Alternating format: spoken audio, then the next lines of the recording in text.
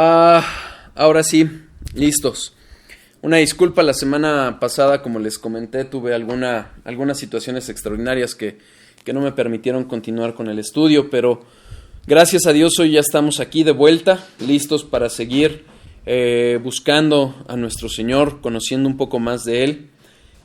Una disculpa por la tardanza en el comienzo del estudio, pero la verdad es que estaba todavía afinando lo que íbamos a ver hoy y de repente volteé y ya estábamos a unos minutos de empezar. Tuve que imprimir y demás las palabras, las hojas que uso para el estudio, y bueno, aquí estamos, gracias a Dios. Espero que hayan tenido oportunidad de revisar los estudios previos. Entonces, bueno, como saben, estamos en el atributo de la integridad de Dios, que habla acerca del carácter perfecto de Dios, el carácter completo de Dios. Vimos cómo no existe en nuestra Biblia, en la versión en español, el atributo de la integridad como tal atribuido a Dios, pero las palabras hebreas que refieren a hablar del Dios de verdad, del Dios verdadero, del Dios fiel, es justamente una palabra que podemos, un conjunto de características que podemos hablar de la integridad de Dios, de ese carácter perfecto que Él nos muestra a través de su palabra. Vimos cómo la fidelidad de Dios es el sustento de nuestra fe, porque gracias a esa fidelidad es que podemos confiar en Dios, porque Él ha hablado verdad. El Dios verdadero, soberano, todopoderoso, cumplirá todo lo que Él ha dicho. No busquemos depositar nuestra confianza en cosas falibles, en cosas que se acabarán con el tiempo, sino en la verdad eterna de nuestro Señor, y más aún en aquel que habló esa verdad eterna. Vimos en su momento, analizamos la fidelidad de Dios a través de la vida de Abraham. Vimos cómo incluso él, confiando en esas promesas, en esa palabra de Dios que le dio y que lo invitaba o que lo llevaba a ir a lo que él desconocía, aún así lo llevó incluso a poner a su hijo Isaac, a su único, el hijo de la promesa, sobre un altar, y estuvo dispuesto incluso a degollarlo, sabiendo que Dios, aun si él llevaba a cabo ese sacrificio, Dios es fiel para cumplir sus promesas, y siendo él el hijo de la promesa, fuera que lo resucitara, fuera que hiciera lo que hiciera, a través de él llevaría a cabo esa promesa. Y finalmente, a pesar de la infidelidad del hombre, de los pecados que se multiplicaban a lo largo de la humanidad, incluso en tiempos de Noé, que salvó a esa humanidad y eventualmente llevaría a un continuo de velar ese pacto de gracia hacia la humanidad, derivaba finalmente de su carácter. Ya veremos, no creo que hoy, quizás el próximo viernes, un poquito más de ese pacto para entenderlo mejor, pero finalmente él había prometido que enviaría a la descendencia de la mujer, es decir, a su hijo mismo, al Mesías, que acabaría con la serpiente, como lo hizo en la cruz. Finalmente fue esa promesa, esa fidelidad a la palabra que él había dado y que fue develando poco a poco a lo largo de los siglos, que cumpliría. Vimos también cómo llevó a cabo un pacto con Abraham. Vimos cómo el Dios verdadero, el Dios de verdad, puede ser o es digno de nuestra confianza. ¿Por qué? Porque finalmente lo que Él ha hablado con verdad, nadie no miente y lo va a cumplir. Nadie lo puede detener, nadie lo puede cambiar. Si bien no vamos a saber necesariamente cómo es que Dios va a llevar a cabo ese cumplimiento, es decir, no vamos a conocer las particularidades de su providencia en la cual lleve a cabo el cumplimiento de sus promesas, sabemos que éstas se llevarán a cabo. Y por eso vemos cómo incluso esas misericordias prometidas a David se cumplieron en su hijo. Ese rey prometido, ese rey perfecto que gobierna con fidelidad, con amor, con justicia, con plena sujeción a la soberanía divina, se vio cumplido en él. Aunque David y nosotros nos quedemos muy cortos de las expectativas o de lo que Dios demanda de nosotros, Dios es fiel y Dios cumple lo que Él ha hablado. Finalmente, en el último estudio, lo que estuvimos viendo, hablamos nuevamente acerca de la fidelidad de Dios. Vimos cómo esta palabra fidelidad deriva del hebreo emet, que refiere a la estabilidad, a algo que nos da confiabilidad, certeza, porque está en una base verdadera y firme.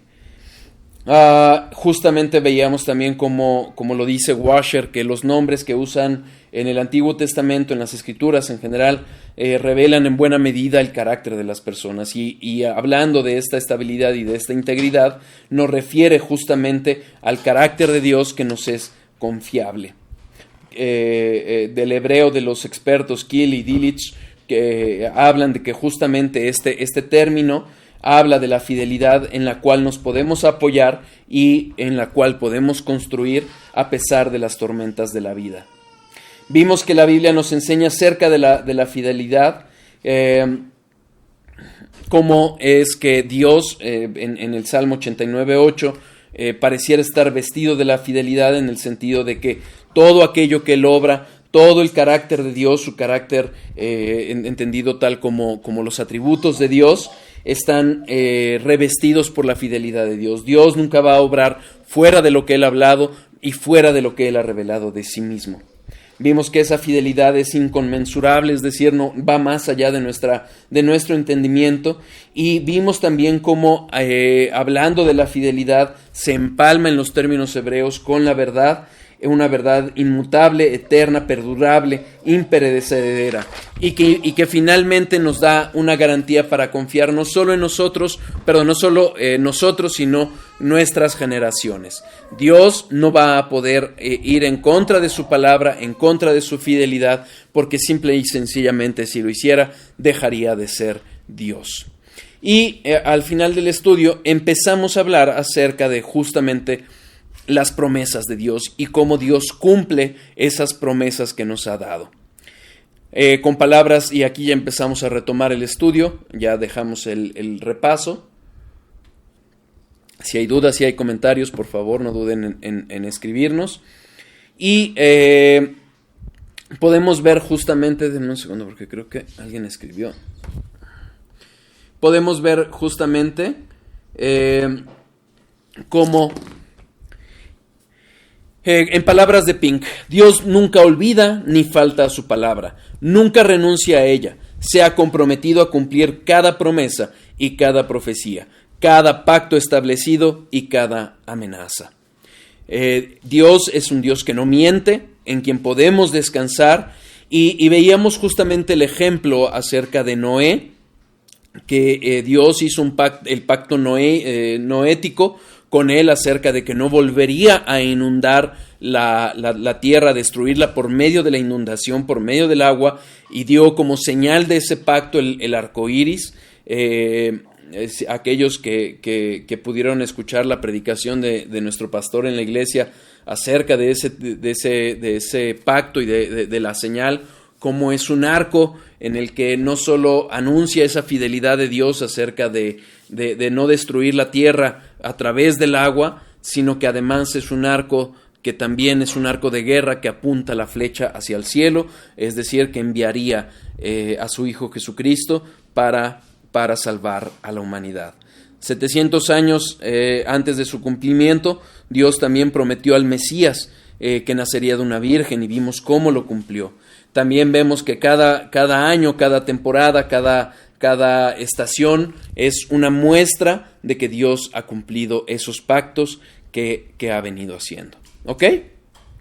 Bueno, además de esa fidelidad de Dios que muestra en esas promesas, vamos a ver que entre esas promesas Dios ha prometido que Dios protege a su pueblo. Acompáñenme a 1 Corintios, capítulo 1, versículos 8 y 9. 1 Corintios, capítulo 1, versículos 8 y 9.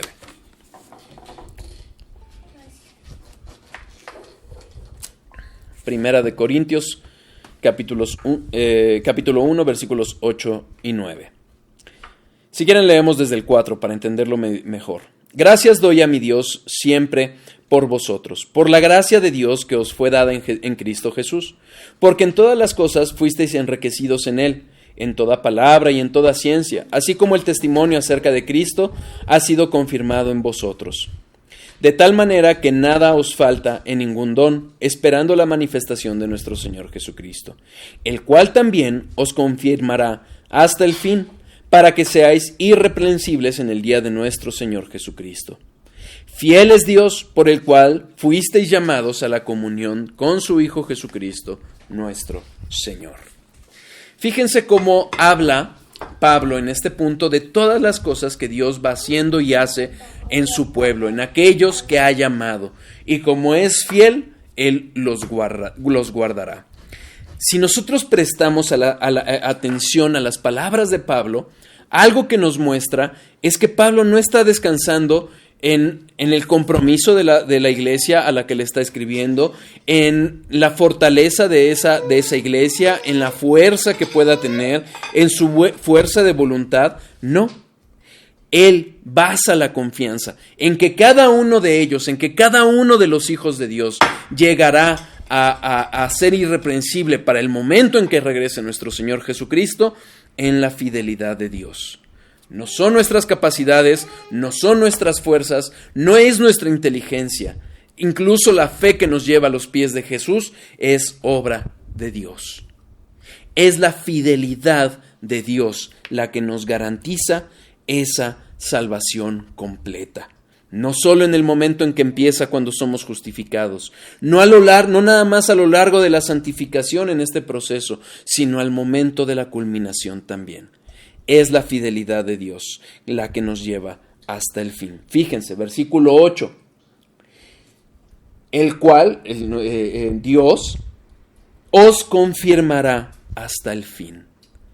Él ha pactado, que ha llamado a su pueblo, los ha llamado eficazmente, los ha justificado y los confirmará. ¿Cómo los confirmará? A través de su Espíritu, de la obra de su Hijo aplicada en nosotros y obrando esa santificación progresiva, creciente. Como lo dice Juan en su primera epístola, los que se van, los que no perseveraron, es porque no pertenecían a Dios. Dios no permitirá que ninguno de los suyos perezca. Juan 10, versículos 27 a 30. Juan 10, versículos 27 a 30.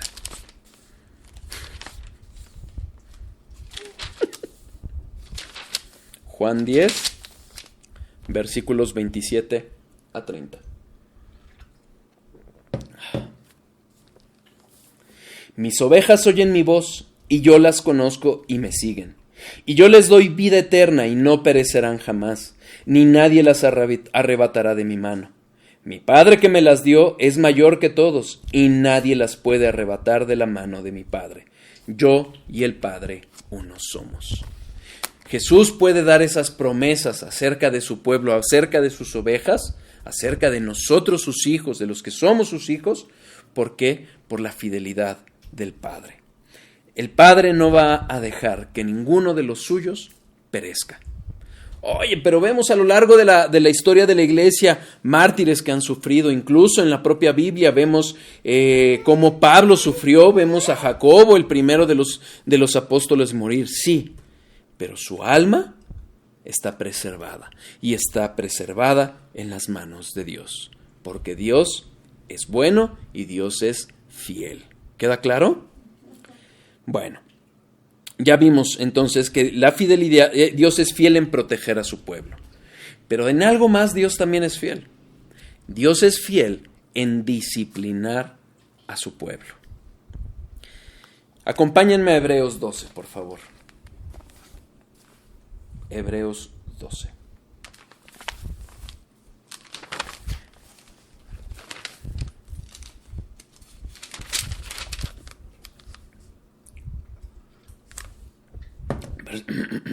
Perdón, versículo 4.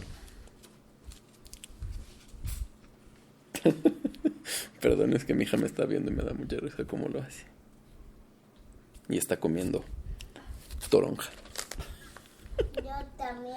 Ah, ¿también tú? Sí. Muy bien. ¿Te gustó? Hebreos 12, versículo 4. Porque aún no habéis resistido hasta la sangre, combatiendo contra el pecado.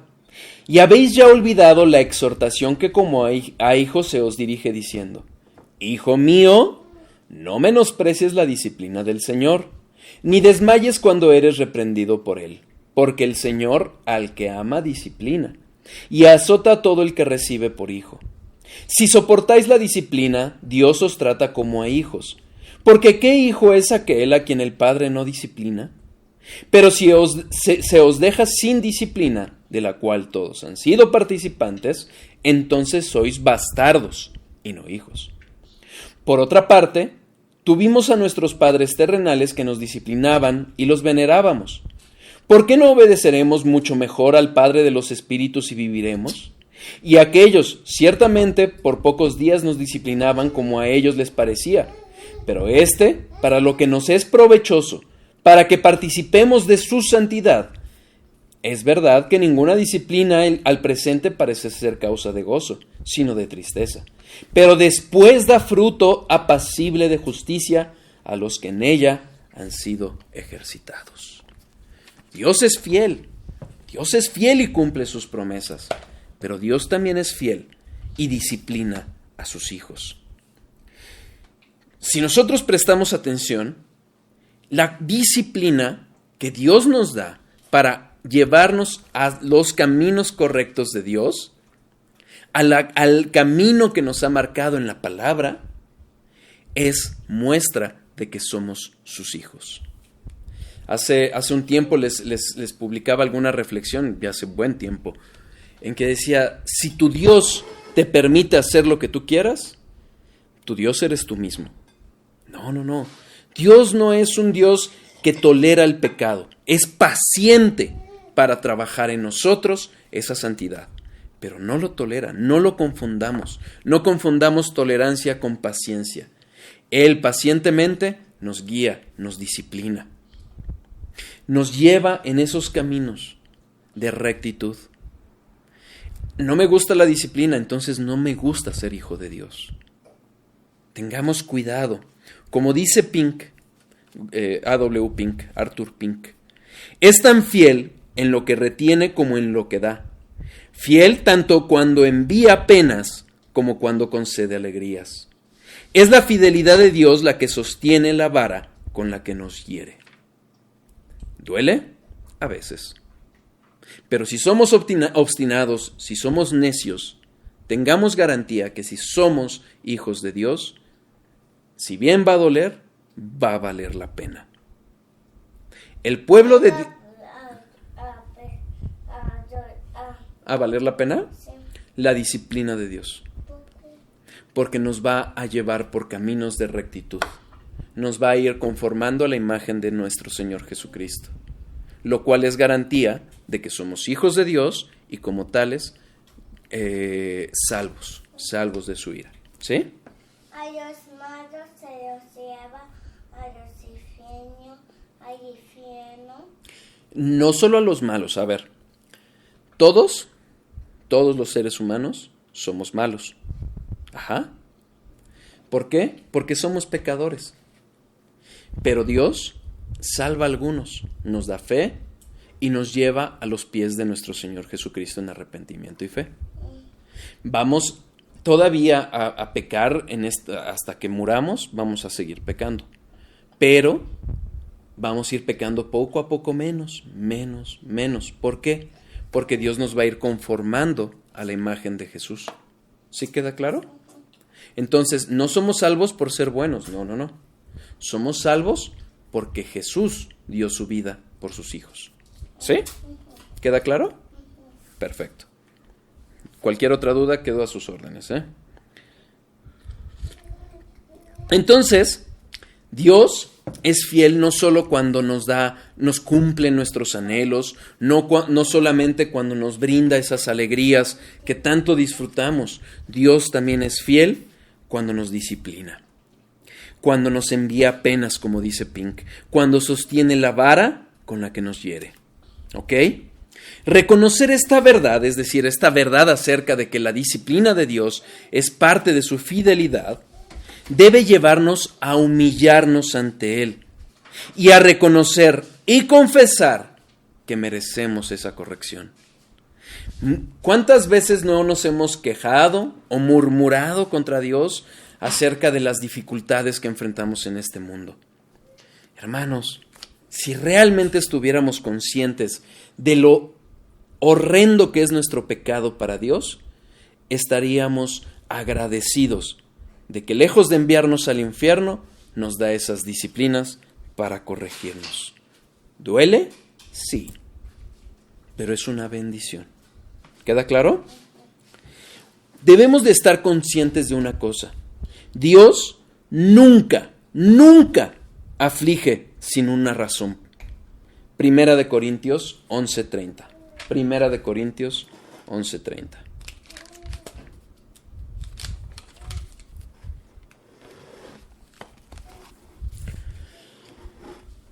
Vamos a leer del 27. De manera que cualquiera que comiere este pan o bebiere esta copa del Señor indignamente, será culpado del cuerpo y de la sangre del Señor. Por tanto, pruébese cada uno a sí mismo, y coma así del pan y beba de la copa. Porque el que come y bebe indignamente, sin discernir el cuerpo del Señor, juicio come y bebe para sí. Por lo cual hay muchos enfermos y debilitados entre vosotros, y muchos duermen.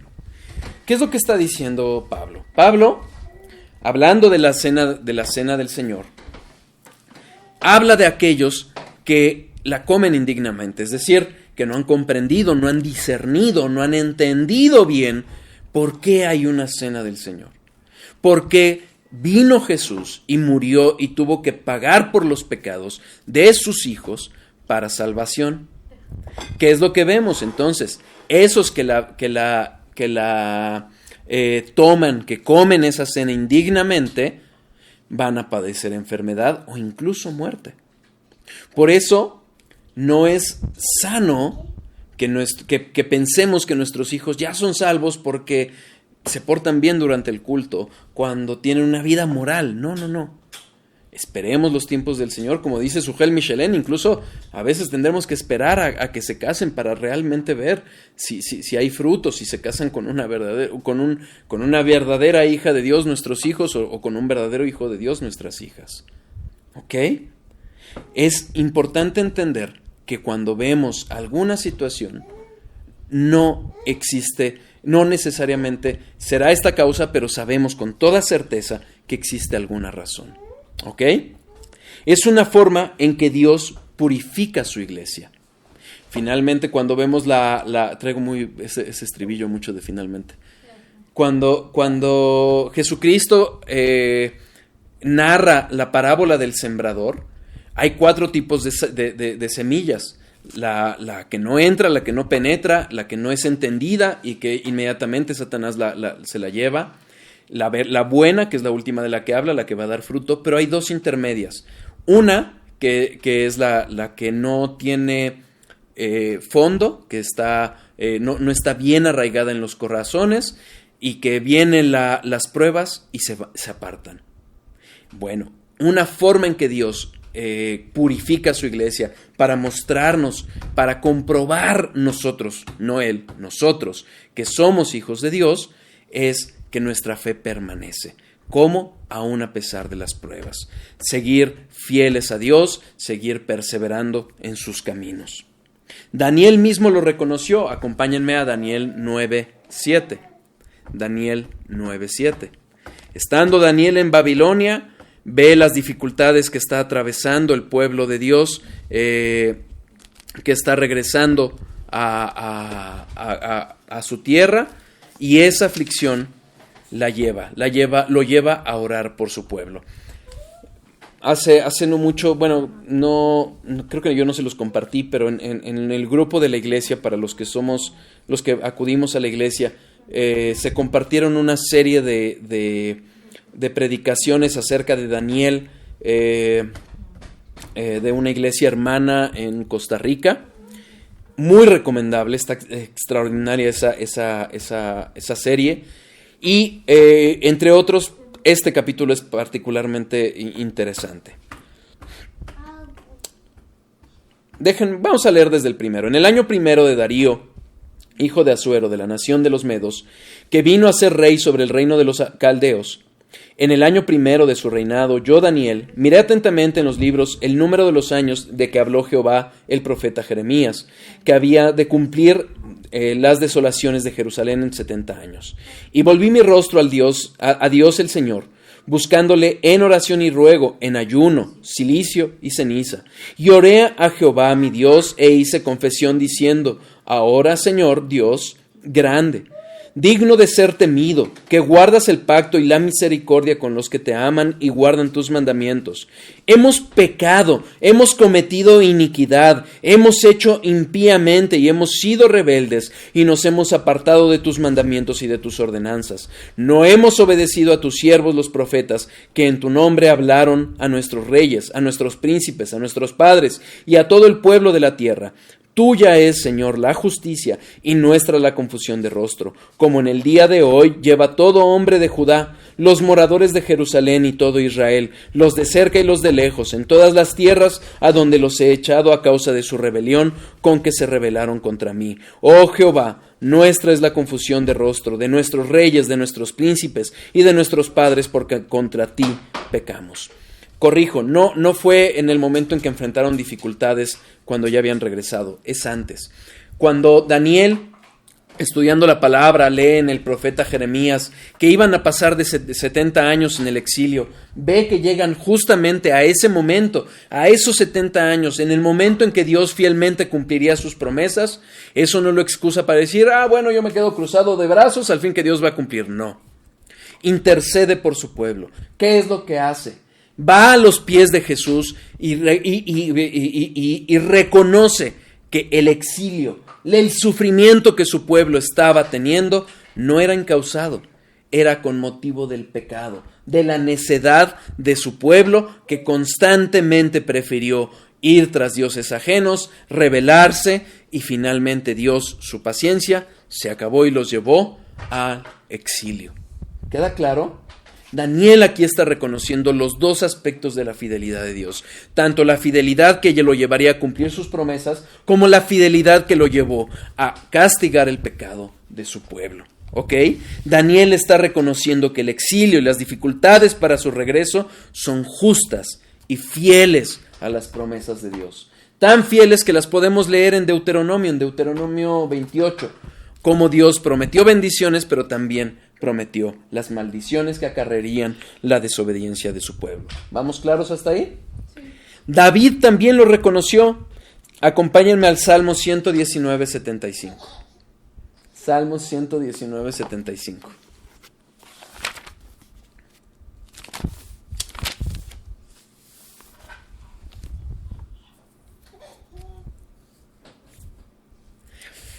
Vamos a leer desde el 73. Yod.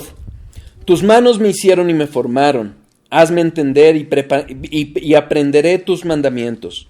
Los que temen me verán y se alegrarán, porque en tu palabra he esperado.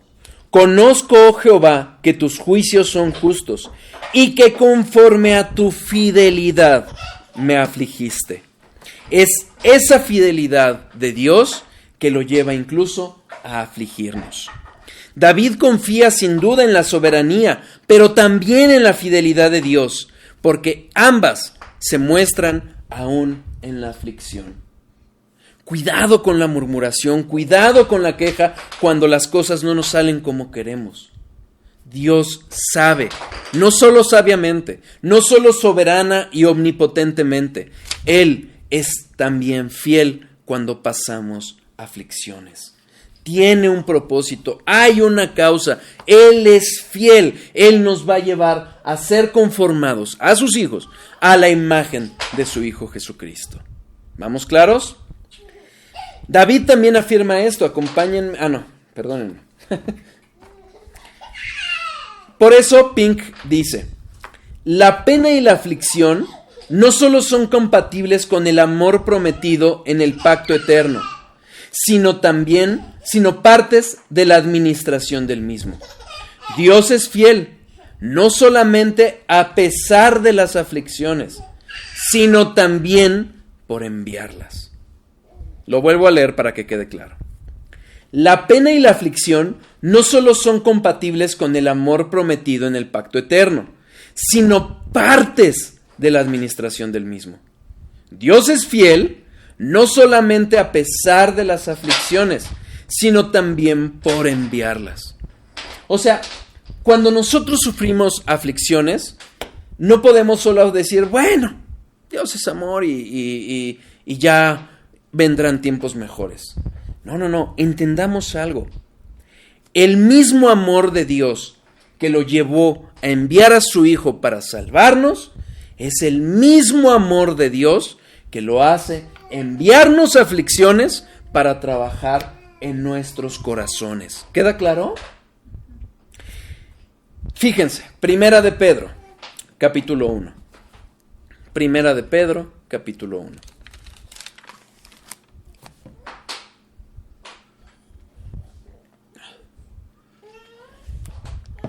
Versículos 3 a 9.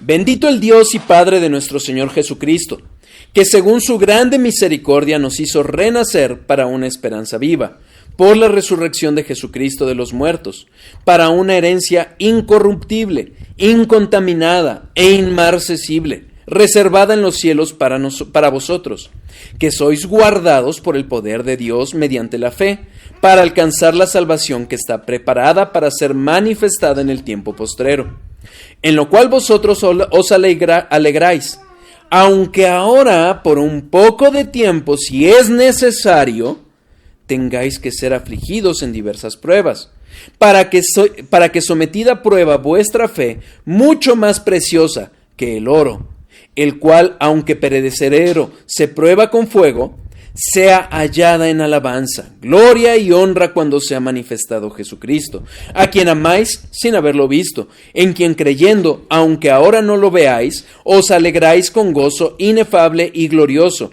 obteniendo el fin de vuestra fe, que es la salvación de vuestras almas. Sí, esa aflicción es parte de nuestra fe. Sí, es duro, sí.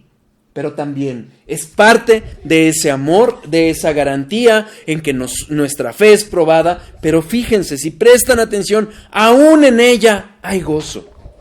Lo que pasa es que muchas veces estamos demasiado alejados de la perspectiva divina y muy centrados en nosotros mismos, en las cosas de esta tierra, y nos impiden reconocer la fidelidad y el amor de Dios. En esta misma epístola, capítulo 5, versículo 10.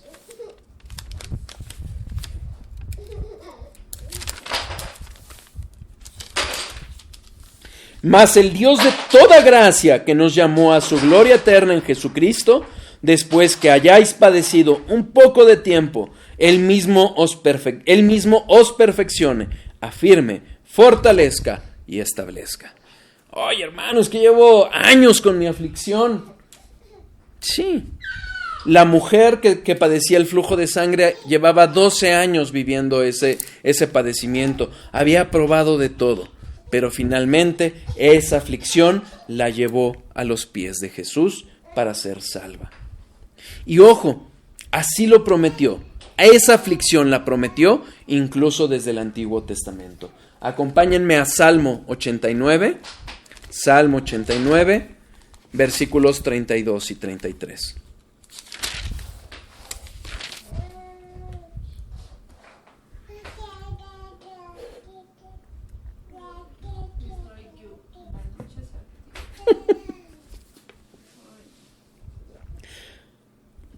Salmo 89, versículos 32 y 33.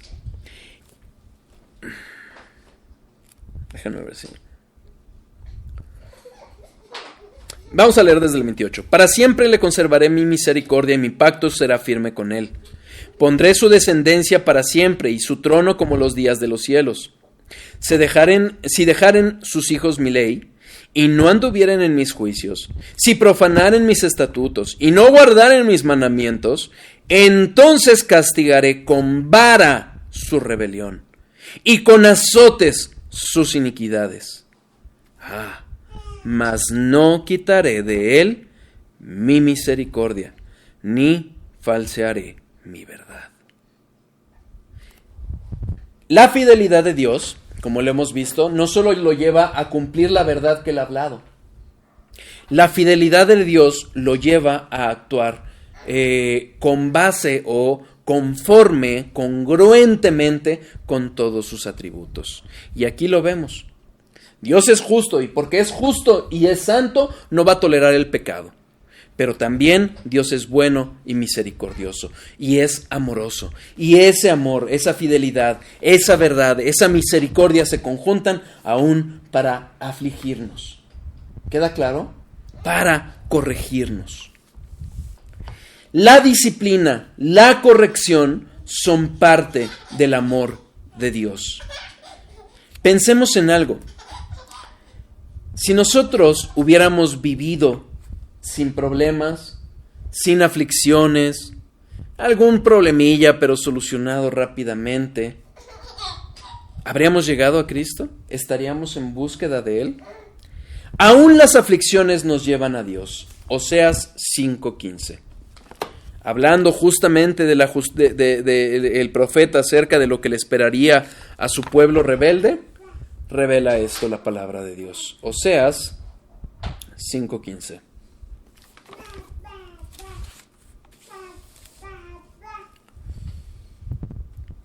Andaré y volveré a mi lugar hasta que reconozcan su pecado y busquen mi rostro. En su angustia me buscarán. ¿Cuántas veces, por el cariño, el afecto que le tenemos a alguna persona, a nuestros hijos incluso, les queremos evitar la aflicción?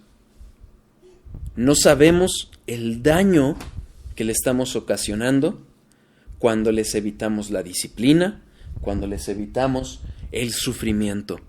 Porque nosotros no sabemos si eso va a ser lo que Dios va a usar para llevarlos a los pies de nuestro Señor Jesucristo. Confiemos. Job 5:19. Job 5:19. En 6 tribulaciones te librará, y en la 7ª no te tocará el mal. Hemos hablado muchas veces acerca de los números, sobre todo en estos lenguajes poéticos de sabiduría que aparecen en la Biblia. Y este juego entre el 6 y el 7, el 6 habla de una imperfección, pero el 7 de la perfección. Dios sabrá obrar esas aflicciones, aun cuando parezcan interminables de este lado de la eternidad. Dios las sabrá usar para que en sus hijos nos lleven cerca de Él, perfeccionen nuestro carácter. Oye, ¿qué hay de aquellos que no son hijos de Dios? ¿Qué hay de aquellos que se rehúsan, que solo quieren ver a Dios como un gran maestro, que ven estas enseñanzas como una mera enseñanza para aumentar nuestra cultura? Bueno, esas aflicciones serán el cielo, el único cielo que vivirán. Porque si no, lo que sigue es el infierno. ¿Queda claro? En estos aspectos de Dios frente al ser humano, este cumplimiento de sus promesas, esta protección que hace Dios, esta fidelidad no solo para bendecirnos, sino también para disciplinarnos y para causarnos aflicción, nos debe de llevar a afirmar junto con Mark Jones: la fidelidad de Dios hacia nosotros brota de su fidelidad hacia sí mismo. Dios es fiel a sí mismo. Dios es soberano, Dios es verdad, Dios no miente, Dios es el Dios verdadero, es un Dios justo, es un Dios misericordioso, es un Dios de amor. Y gracias a todo ello, a esa fidelidad que tiene a sí mismo, es que podemos confiar y descansar en la fidelidad de Dios hacia nosotros. ¿Queda claro? ¿Vamos claros hasta ahí? Vamos a ver un poquito más adelante, el siguiente estudio, si Dios quiere, la fidelidad de Dios en relación con sus promesas. Pero ojo, ya lo hemos visto, Dios ha prometido y cumplirá. Esas promesas, si nosotros nos acordamos de lo que veíamos acerca del Dios de verdad, cuando Dios habla, entre otras cosas, acerca de promesas. Y esas promesas son tanto para premiar la obediencia como para castigar la desobediencia. Pero, y eso, bueno, según lo hemos estado viendo, es parte de su fidelidad. Pero hay algo que me llama la atención y que quise traer a colación. Porque Thomas Watson habla que podemos ver dos lo que yo le llamo variantes en este cumplimiento de sus promesas. Dios puede aplazar la realización de sus promesas, es decir, esperar, no cumplirlas inmediatamente, y también puede cambiarlas. Pero ojo, según vamos a analizar, tanto el retrasar sus promesas como el cambiarlas, no se espanten en ese aspecto de cambiarlas, vamos a ver cómo Dios no quebranta su palabra. Sea de una o de otra forma, en su tiempo, según su voluntad, su sabiduría, su soberanía, su providencia, lo llevará a cabo. Pero también habrán aspectos que quizás no veamos exactamente cumplidos, pero algo sí, mejorados. ¿Ok? Ya lo veremos. Finalmente, como Mark Jones también lo afirma, cuando Dios promete algo, su carácter está en juego. Entonces, Él no va a cambiar, no va a afectar o va a contradecir aquello que ha prometido, porque su carácter, fiel, santo, sabio, amoroso, va a ser preservado. ¿Queda claro? Sí. Ya casi se cumplen las 8 y la verdad es que como no nos da tiempo de entrar a profundidad a estos aspectos, si están de acuerdo, yo creo que mejor ahí dejamos el estudio. Espero que sea de bendición y permítanme, nada más voy a detener las grabaciones y les voy a dar una aclaración para el estudio próximo.